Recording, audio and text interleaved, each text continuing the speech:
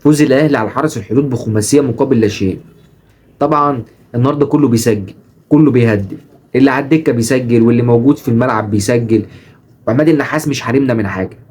3 نقاط مهمين جدا، وزي ما احنا عارفين برضو ان بيراميدز خسرت النهارده من فاركو 3-2 ووقفت رصيدها عند 47 نقطه.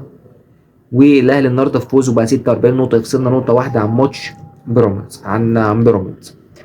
فاليومين الجايين دول يومين صعبين على النادي الاهلي، فاضل لك 4 ماتشات، بيراميدز فاضل له 4 ماتشات.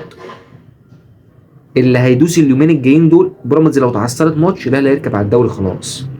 النهارده الاهلي عمل كل حاجه في الكوره، عماد النحاس مش حارمنا من حاجه، كله بيسجل.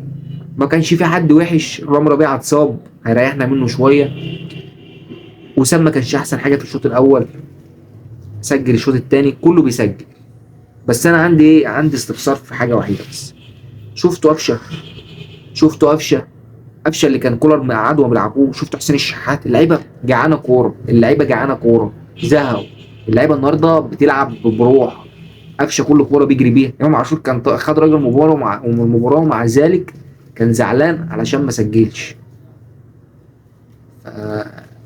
معلول عوده الملك، معلول اللي كولر بيلعبه مع 2003 و2005، 3 اسيستات النهارده ما جاش منهم ولا واحد بسبب اللعيبه اللي زي الخرا اللي قدام. بس برضه معلول ما يقعدش. 3 نقاط مهمين جدا، ان شاء الله نفوز الماتش الجاي وبيراميدز يتعثر ونركب على الدوري.